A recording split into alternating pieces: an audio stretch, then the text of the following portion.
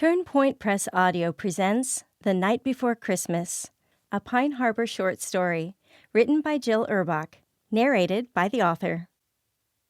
Sleet pelted the window as Deputy John Brandt turned onto Main Street. Nice night for a drive. The wipers thumped a steady rhythm, a metronome against the chaos of the storm. Fortunately, all of Pine Harbor's residents seemed to be safely tucked in their beds, waiting for Santa. He chuckled at the nostalgic thought. Where had that come from? He'd learned as a young child not to bother waiting for Santa. The lighted snowflakes hanging from every street lamp fought their way through the low visibility, casting a soft, stubborn glow. On nights like this, with the town wrapped in colored lights and quiet, it was hard not to think about what he'd missed. He glanced at the clock on his dashboard, 11:45. 15 minutes to go. He thought of his buddies in the sheriff's office. Rowan, heading to Seattle with his widowed mother to meet up with his exuberant siblings. Jose, probably still up assembling the playhouse that Santa had brought the twins. And Andrew, hopefully happily engaged to Becky by now. He turned onto the road leading out of town and shoved away the self-pitying thoughts that surfaced. Truth was, he honestly didn't mind being the only deputy on Christmas Eve. It simply made sense when he was the one with no family. No parents, no siblings, no wife, not even a girlfriend this year. He rolled his eyes. Maybe never again, not after that last train wreck of a girlfriend. It was difficult to find a woman who wanted to deal with the deputy's responsibilities and schedule. And since he was the newest recruit, he was low man on the totem pole for schedules. Most women wanted to be able to count on a date Friday night. Or Christmas Eve. He glanced at the passenger seat. At least out here, the empty seat didn't seem so obvious. Flashes of red interrupted his thoughts. He turned on his emergency lights and pulled to the side of the highway behind a compact car tilted into the shallow ditch beside the road. He grabbed his radio and notified dispatch. "I've got a silver hatchback with 2 wheels in the ditch partially blocking the road." He gave his location and the license plate number. "I'll be out making contact." Pulling on his gloves and grabbing a flashlight, he opened the door. Icy air sliced at his lungs. His boots sank with a wet crunch into the snow, and the wind knifed through his uniform pants as he made his way to the little car. As he approached, he could see a woman appearing to fiddle with the window switch. It clearly wasn't responding. She finally threw up her hands and dropped them onto her steering wheel along with her head. Her shoulders slumped in a way he recognized. Someone holding it together by a thread. He gently tapped on her window to get her attention, then pointed to the door handle. She opened the door. The interior light blinked to life, and recognition flickered along with the bulb. She was the girl from the diner. She'd dropped off leftovers from their Christmas Eve feast at the end of her shift. What was her name? She'd told the folks in dispatch who monitored the front door after hours. Jenna, that was it. She was perhaps in her early 20s, with long chestnut hair currently hidden under a knit hat. Earlier, her infectious smile had entranced him. There was no smile now. Tear tracks lined her cheeks. "Evening. I'm Deputy Brandt. Are you hurt?" His eyes scanned her face, then the vehicle. No visible blood, no twisted metal. Just a scared woman and a back seat filled with packages. She shook her head. "Not hurt. I hit a patch of ice and lost control. Now my car won't start. I can't find my cell phone, so I couldn't call for help." She rolled her eyes. "Probably left it on the counter at home." Based on her tone, this wasn't the first time she'd forgotten her cell phone on that counter. "How long have you been stranded?" She threw up her hands, palms open.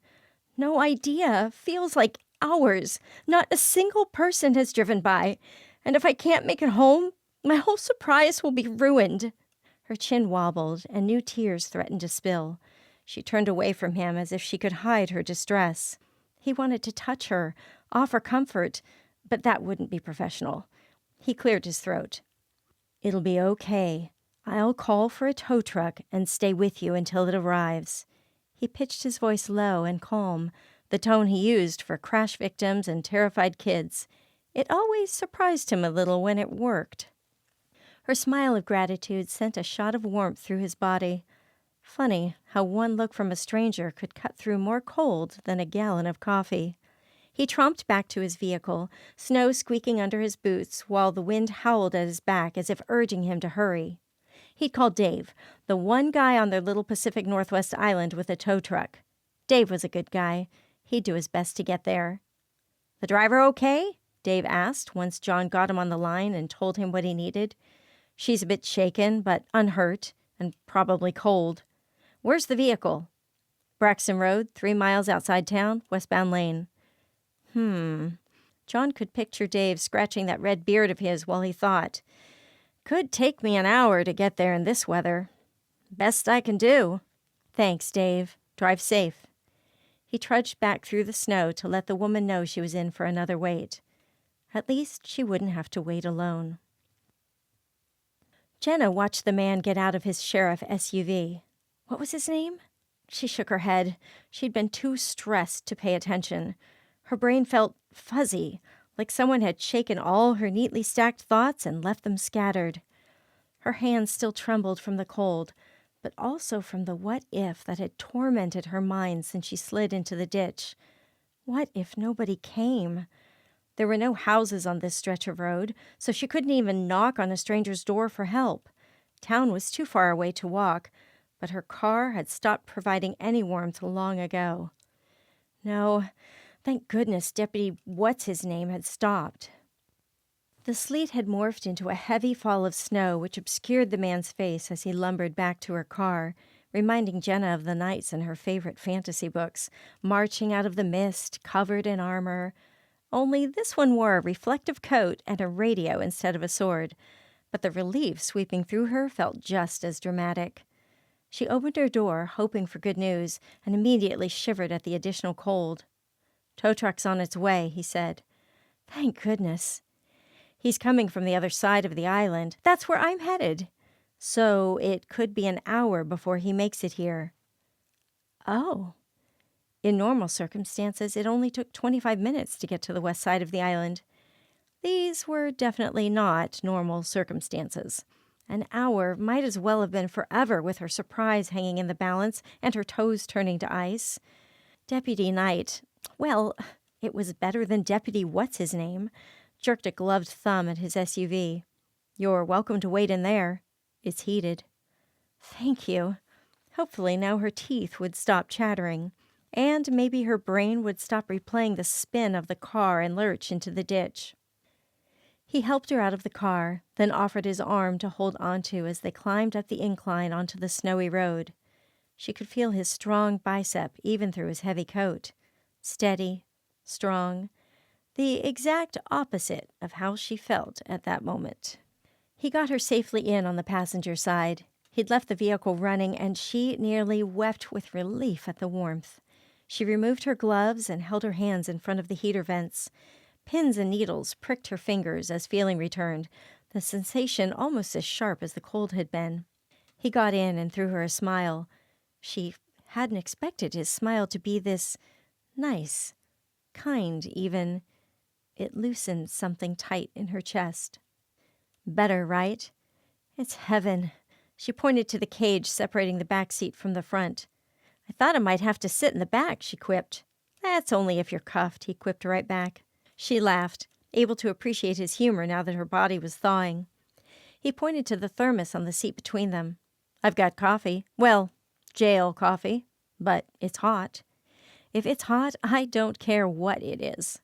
He removed his gloves and picked up the thermos, his warm hand briefly brushing hers, sending a current through her frozen fingers. He poured the brown liquid into the top that served as a cup and handed it to her. "This ought to warm those hands." "Thank you." She took it gratefully and let the steam warm her face for a moment before taking a sip and enjoying the warmth all the way to her belly. She sighed. His eyebrows rose. "You actually like it?" "It's terrible. Tastes like—" She struggled to find words to describe the nasty brew. "Burnt mud and old filters. But tonight, I don't care." He chuckled. The low rumble warmed her almost as much as the coffee. She looked around the vehicle, filled with electronics that she certainly didn't have in her little hatchback. "I've never been in a police car before." "That's to your credit. How long have you been a deputy?" 3 years last month." "Bummer having to work Christmas Eve." He shrugged. "I don't mind." "Still, there must be someone you'd rather be with. Parents? Wife?" She resisted the urge to look for a ring. Then again, what business did she have wondering about his ring finger? She barely knew his name. Still, curiosity nipped at her. No one. Not even a girlfriend? That was hard to believe. A good-looking deputy like him? "Thanks for sounding so shocked. I'm flattered." "Of course I'm shocked." He grinned. Wait, had she said that out loud? Judging by his amused expression, yes. Yes, she had. Fantastic. Heat crept up her neck. "I do wish I had—" What? What did this man wish he had? And why did it matter so much to her? He was a stranger who'd pulled her out of a ditch, not the lead in one of her favorite Christmas movies. She really needed to get a grip. She forced herself to wait. Surely he'd finish his sentence. She wasn't patient by nature. "What do you wish you had?" "A dog. Canine dog, specifically. A regular dog wouldn't work, not with my schedule. But one who was a partner? I'd love that. Been trying to talk the sheriff into acquiring one." Jenna melted. Of course, the tough, steady deputy wanted a four-legged partner. Her heart didn't stand a chance. She was a sucker for those online videos of men in uniform with their canine units. She could picture this man with a dog, probably a German shepherd. "Our county should definitely have a canine unit," she said. "I'll start a petition." She had no idea how to go about doing that, but she'd figure it out if it meant she'd get to watch this man work with a dog. He smiled and leaned his head back on his headrest. "I've met you twice, both times today. Both times you were thinking about others." He swiveled his head to look at her. "Dinner was great. Thank you." Her breath caught at the softness in his expression, an unexpected gentleness behind the uniform. She held his eyes a moment, feeling her cheeks warm. Then she smiled and shrugged. "My favorite uncle's a cop down in Oregon." He nodded and turned his attention back to the outside. The snow lent a gentle glow to the landscape. "So, where were you headed in the middle of the night?" Jenna sighed. "My parents' house. My family isn't expecting me till tomorrow, but I had this great idea." She used her fingers to make air quotes. "To play Santa Claus." "Of course you did. For who?" "My little sister. She's 5. His eyebrows rose. "5?" She laughed. She got that reaction a lot. "I was 17 when she was born. Bit of a surprise for my parents. I have 2 younger brothers, too, but Phil's in high school, Teddy's in college. Boys their age just didn't think of little kid Christmas stuff." She shrugged and pulled off her beanie. The heater had done its trick. "My dad's been sick this year, and my mom's working extra hard just to make ends meet. They're older, you know. I don't think they have the energy to do all the stuff they used to do to make Christmas so special. So I thought I'd be Santa." Lucky little sister. She held up her hands in a futile gesture. "If I make it there." The weight of everything she'd been holding back, worry about money, about Dad, about Mom's tired eyes, pressed hard against her ribs. He seemed to think for a moment. "I could drive you home after the tow truck comes, if you want." "What about your shift?" He checked the time on his phone. "Ended half an hour ago." He could be home, and he was here? For her? Her throat tightened. People rarely rearranged their lives for her plans. She was the one who did that for everyone else. "I've been trouble enough." One side of his mouth quirked up. "You're no trouble. Besides, I want to see this case through. Citizens assist and all that." Now who's thinking of others? He gestured to the badge on his uniform. "It's what we do." "Well, I wouldn't want to deny you a citizen's assist." Once again, their eyes held. The snow swirled outside. But Deputy Knight's car was a warm cocoon. For the first time all night, she let herself believe her surprise might actually work out. John was almost sorry to see the lights of Dave's tow truck when it arrived.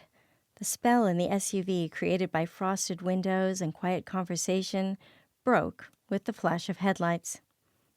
At least he didn't have to say goodbye to Jenna yet. They still had the drive to her parents' place. Despite the cold and snow, it didn't take long for Dave to connect Jenna's car and pull it out of the ditch. She climbed in and held up 2 crossed fingers, then tried to start it. It wouldn't start. Which was just as well. She'd be safer in his SUV with chains than in her little hatchback. He'd seen too many compacts lose arguments with winter roads. "I need to grab some stuff from the back seat," Jenna told Dave. "Christmas presents," John added. "And decorations." Of course, she'd thought of decorations. He looked at her fashionable leather boots and then at his and Dave's work boots. She didn't need to be navigating the snow with her arms full. What if she slipped? "Why don't you tell us what to get? We'll carry." They successfully unloaded her car and deposited everything in John's back seat. Then the 2 men shook hands. "Thanks for everything, Dave. Merry Christmas." "Merry Christmas, John." Jenna had retrieved a candy cane from one of her bags and handed it to Dave. "Thank you so much for coming out. Merry Christmas." Dave touched the imaginary brim of his beanie with the candy cane and set off. "All right, Santa," John said once they were back in his car. "Let's get you home." She beamed at him with that smile, brighter than any Christmas star. Driving was slow going, but since the snow had stopped, visibility was clear. Jenna settled back into her seat. "What's one of your favorite Christmas memories?" Tonight was quickly turning into a favorite Christmas memory, but he couldn't very well tell her that. He thought through others. He didn't have many, period, so it was easy to choose a favorite. The old familiar ache stirred, but her open, expected gaze made him want to give her something honest. "When I was 8, I was living with my dad. On Christmas Eve, he didn't come home from work. I waited and waited because I'd made dinner, wanted to surprise him." "Aw," he snorted. "Don't be too impressed. It was probably mac and cheese. Anyway, my grandparents had always told me if I was ever worried about my dad, I should call 911. A look of concern washed over her face. "It's a story for another time. The short version is my dad struggled with addiction." She gave a simple nod. No over-the-top sympathy or, worse, feeling sorry for him. Just her full attention. He'd been so scared that night. What if this time Dad didn't come home at all? John didn't expect gifts or anything, but it was Christmas Eve. He just wanted the person he loved to be home. He continued. "Anyway, I called 911 and a cop picked me up and brought me to the police station. They had a giant Christmas tree in their lobby with hundreds of ornaments. At least, it felt that way. And candy canes. We'd never had a Christmas tree." He ran a hand up his cheek, smiling at the memory. "I must have sat there for 2 hours just looking at that tree and eating my fill of candy canes before my dad finally showed up." He stole a glance at Jenna, caught her watching him, a gentle smile on her face. "What?" "Now I know the real reason you don't mind working Christmas Eve." Conversation lagged into a comfortable silence as they drove through snow-brightened countryside. Eventually, John heard a rhythmic breathing and glanced at Jenna. She'd dozed off, her full lips slightly parted, long lashes brushing her cheeks. She trusted him enough to fall asleep. The realization settled over him like a blanket. He felt strangely protective, and it wasn't because of his uniform. He'd looked after plenty of people in this job, but this felt different, personal.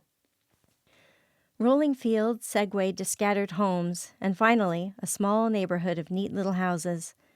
Following the instructions on the navigation system, John turned into the driveway of a simple ranch-style home lit with a single strand of colored lights along the ridgeline that reflected gently in the snow. A tree covered in warm white lights twinkled through a large picture window. The place radiated quiet, lived-in comfort, the kind of house that held years of memories within its walls. Jenna stirred and turned sleepy eyes toward John. "You're home, Santa." She smiled. It was after 2 a.m. They gathered the packages and carried them to the front porch. Jenna fished out her key and oh so slowly turned the lock and opened the door. She led the way into the front room with the tree and gestured for him to set the packages on the sofa. He opened his hands in a "what now" gesture. She pointed to herself, then a box marked decorations. Then she pointed to him and a box on the sofa. He'd noticed the train set, but had assumed it was a present that had yet to be wrapped. She wanted him to assemble a train? Silently? He pointed to himself, then the train to clarify. She nodded and pointed. John, train, tree. This would be interesting. He thought of Jose assembling the surprise playhouse for his twins. If Jose could do it, so could he. The hardest part was getting the darn train out of the packaging. You never knew just how loud it was to unbox a toy until you had to do it silently. Plastic crinkled like thunder in the quiet house every time he so much as breathed on it. John painstakingly put the train together while Jenna silently and stealthily covered the room in garlands, swags, and festive doohickeys. She hung a stocking filled with presents for Chrissy. When she finished, she helped John place the train on the tracks he'd set around the tree.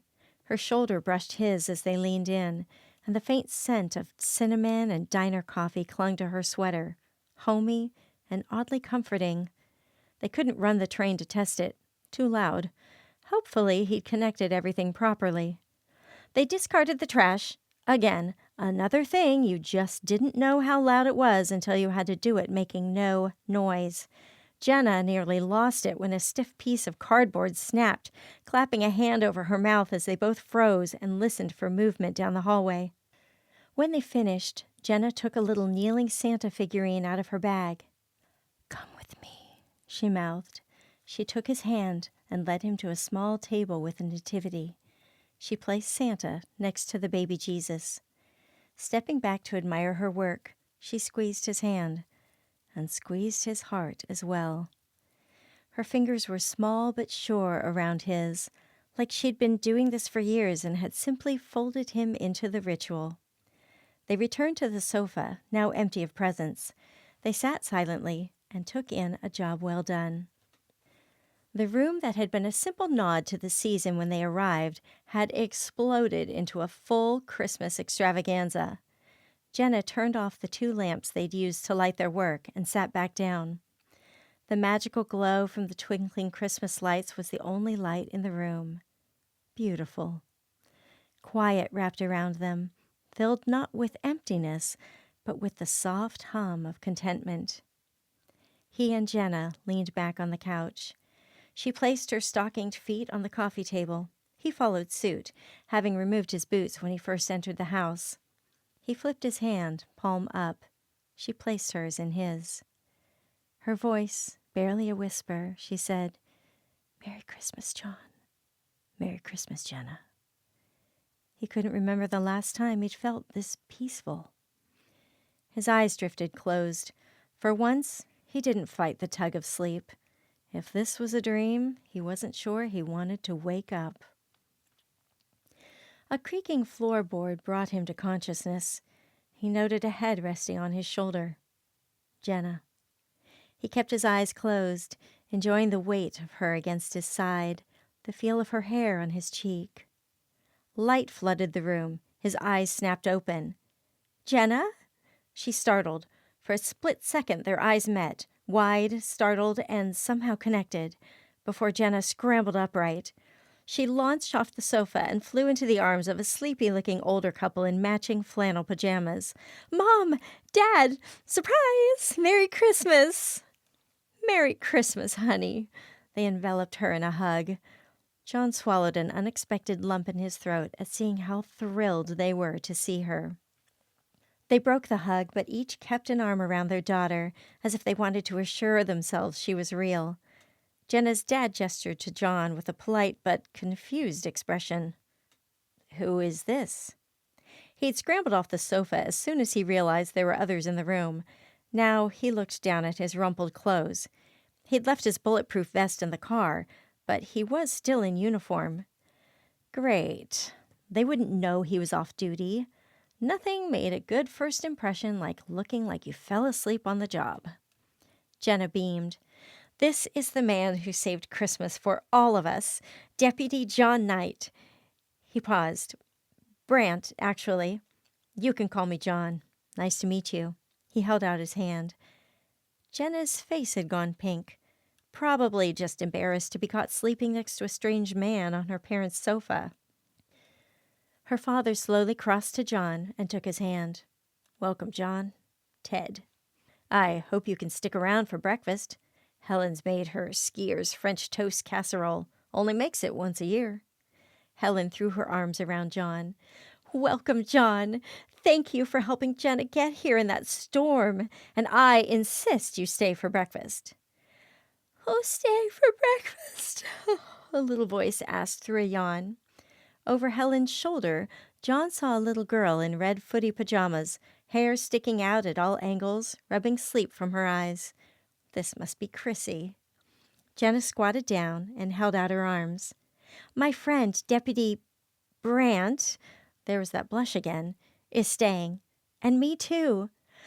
Jenna! Chrissy launched herself into her sister's arms, sleepiness gone.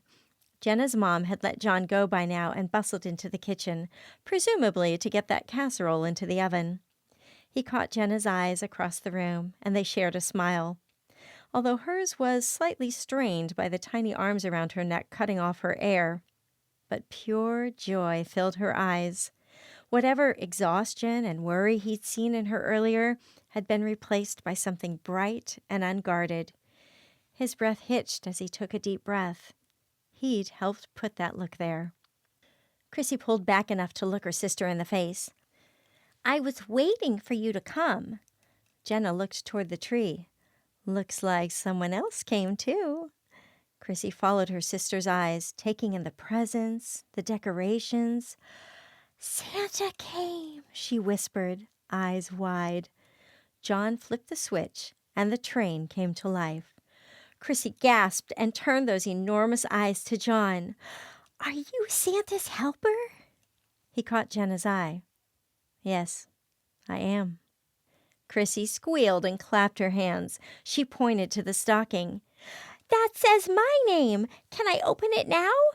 She was looking at John. He looked from Jenna to Ted. Let's wait for your brothers, Ted said. I'm here, said a young man entering the room. He didn't look to be much younger than Jenna. Must be Teddy, the college kid. Hard to sleep with all the racket, he added. But he winked and kissed his little sister. Another boy, this one somewhat pimply-faced, came in and plopped down on the sofa. Said nothing. Phil, the teenager. John remembered those days. Helen, Chrissy's about to open her stocking, Ted called. Helen bustled in from the kitchen. Suddenly, it was a scramble for seats. The teenager was already taking up most of the couch. Helen sat on the other side. Teddy perched on the arm.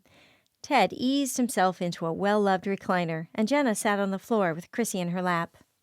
John settled into a small chair off to the side. Pull that chair in closer, son, Ted instructed. Presents are a big deal in this house. The word son landed somewhere deep inside him, surprising in its warmth. John scooted his chair in, completing the little circle they made around the room. Chrissy waited until she had everyone's full attention, then extracted each present from her stocking one by one.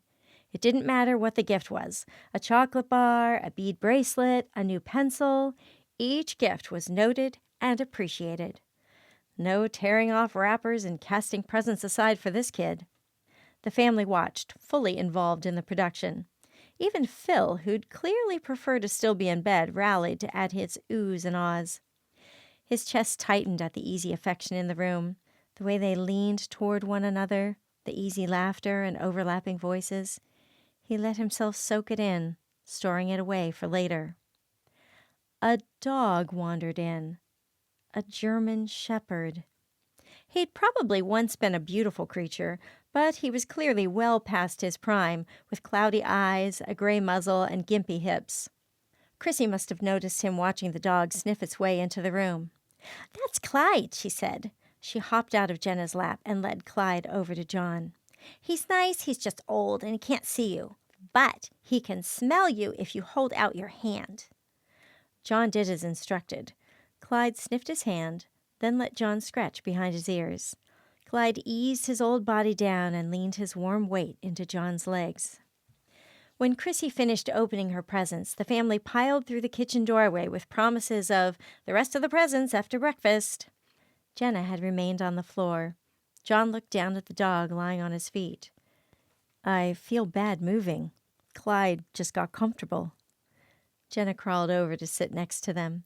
She draped an arm over Clyde and leaned over the dog to rest her head against John's thigh. She sighed. "Me too." He rested a hand on her soft hair. The simple contact felt more intimate than any kiss he'd shared with past girlfriends.